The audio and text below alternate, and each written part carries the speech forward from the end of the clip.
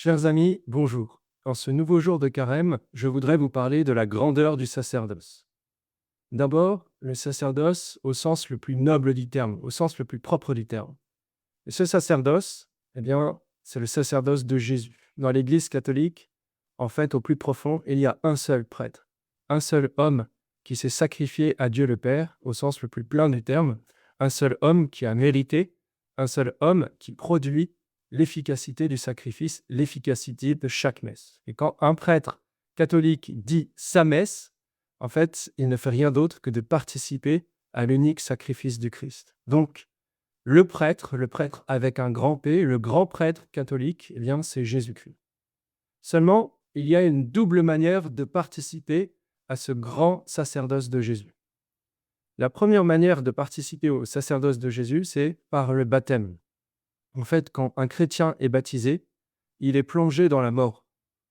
Et tout en étant plongé dans l'eau et dans la mort du Christ, il renaît de l'eau avec la vie du Christ. Donc le baptême est une mort et une vie en même temps. Et donc on meurt à soi-même, on meurt à son péché, on meurt au vieil homme, on meurt à l'Adam pour renaître dans le Christ, pour être reconfiguré au Christ. Et en étant reconfiguré au Christ, mystérieusement, nous possédons les vertus du Christ, les qualités du Christ, nous possédons la vie spirituelle du Christ. Et saint Paul peut dire, ce n'est plus moi qui vis, c'est le Christ qui vit en moi. Et donc, en renaissant de l'eau avec le Christ, en renaissant d'en haut avec le Christ, nous sommes configurés comme prêtres, prophètes et rois. Il y a plusieurs passages dans les Saintes Écritures qui nous l'indiquent. Il y a une préfiguration au 61e chapitre d'Isaïe, et après, deux textes plus clairs dans le Nouveau Testament, 1 Pierre chapitre 2 et aussi Apocalypse chapitre 1. Donc Pierre va nous dire que Dieu a fait de nous une race élue, une nation sainte, un sacerdoce royal. Les chrétiens forment ensemble, en Église, un sacerdoce royal. Et saint Jean insiste dans l'Apocalypse en disant que Dieu a fait de nous un royaume et des prêtres. Dieu a fait de nous des prêtres. C'est ce qu'on appelle en bonne théologie catholique le sacerdoce commun des fidèles. Et c'est quelque chose qui est connu depuis très longtemps. Donc ce sacerdoce commun des fidèles, c'est une première manière de participer au grand sacrifice du Christ commune à tous les fidèles. Et puis, il y a une deuxième manière de participer au sacerdoce du Christ, cette fois-ci par le sacrement de l'ordre. Donc quand un homme est ordonné prêtre, en plus du sacerdoce commun, on lui ajoute un sacerdoce ministériel, un sacerdoce de service. Et de la même manière que le Christ est la tête du corps de l'Église et l'a servi par sa prédication et par ses souffrances, de même, un prêtre ordonné dans le sacrement de l'ordre est invité à servir l'Église par sa prédication, par sa prière et par l'acceptation des souffrances qui vont avec.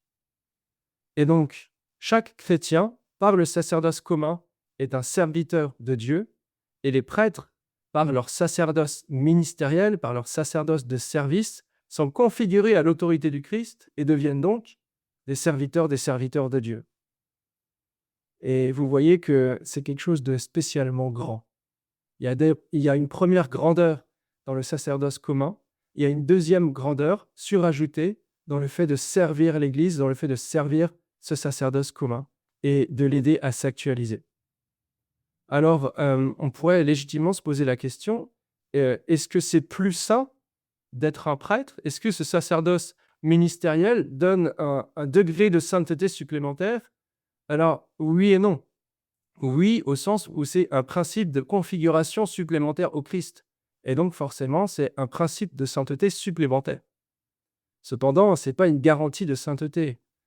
Ça ne conforte pas le prêtre dans l'idée qu'il est saint quoi qu'il arrive à partir du moment où il est ordonné.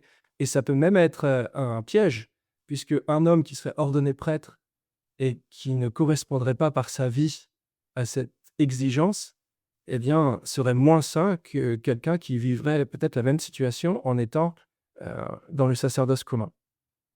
Voilà, donc moi qui ne suis que diacre, avec vous, je prie pour nos prêtres, je prie pour qu'ils deviennent vraiment de saints prêtres et qu'ils nous tirent vers le haut.